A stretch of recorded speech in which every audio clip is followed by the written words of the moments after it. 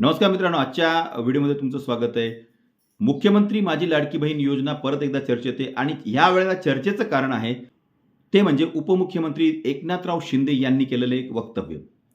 कोल्हापूरमधील एका सभेमध्ये एकनाथराव शिंदे यांनी एक वक्तव्य केलं आणि परत एकदा लाडकी बहीण योजना जी आहे ती चर्चेत यायला लागली. नेमकं एकनाथराव शिंदे नेमकं काय म्हणाले ते आपण सुरुवातीला पाहूया. माझ्या लाडक्या बहिणी समोर आहेत, अजून तिकडे आहेत, इकडे आहेत, सगळीकडे आहेत.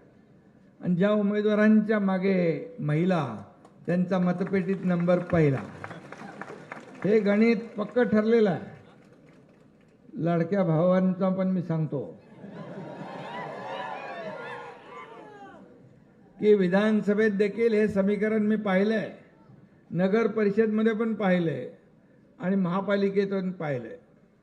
महायुती आपली विधानसभेमध्ये लाडक्या बहिणींनी चमत्कार केला. मी मुख्यमंत्री असताना अनेक विकास प्रकल्प आपण पुढे नेले, अनेक लोकाभिमुख कल्याणकारी योजना केल्या. लाडकी बहीण योजना केली, लेक लाडकी लखपती योजना केली, एसटीमध्ये 50% सवलत देण्याचा निर्णय घेतला. 2.5 वर्षामध्ये या राज्याला पुढे नेलं. देवेंद्रजी आता गेले वर्षभर काम करतात. आज आपलं राज्य पुढे जात आहे.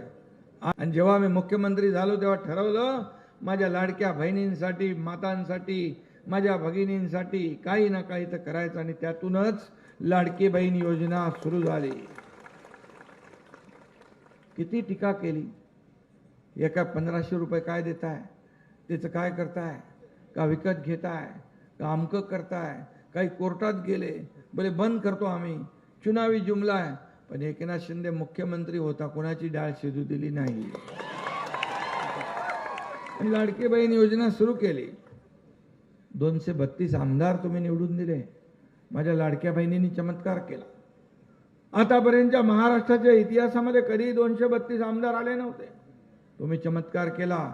लाडक्या भावांनाही सांगितलं, सगळ्यांना सांगितलं, आता काहीच ऐकायचं नाही, महायुती म्हणजे महायुती. आणि इतिहास घडला. आणि म्हणून किती कुणी अफवा पसरवल्या, कुणाचाही माईक आला तरी लाडकी बहीण योजना कधी बंद होणार नाही. माझ्या युवकांसाठी देखील योजना केली आहे, त्यात काय अडचण आली ती दूर करू आम्ही. शेतकऱ्यांच्या योजना असतील, ज्येष्ठांच्या योजना आहेत, जे आम्ही बोलतो ते करतो. आम्ही प्रिंटिंग मिस्टेक म्हणत नाही.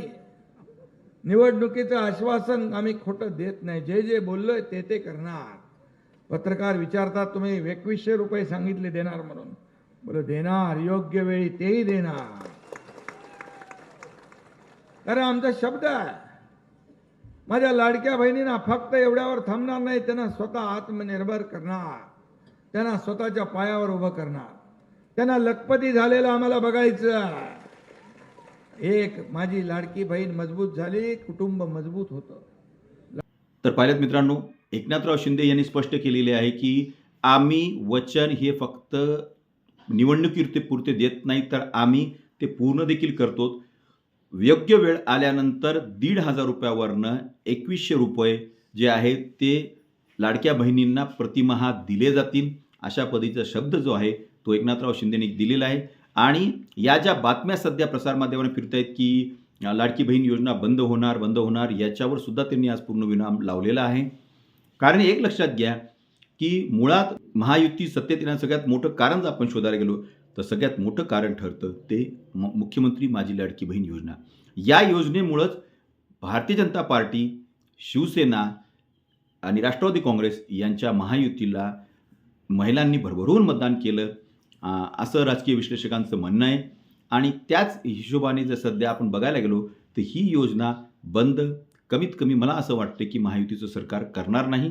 त्याच्या या प्रश्नाचं उत्तर आहे ते मला वाटते की एकनाथरावजी शिंदे यांनी दिलेलं आहे. तुम्हाला काय वाटतं नक्की कॉमेंटमध्ये कळवा. भेटूया पुढच्या व्हिडिओमध्ये.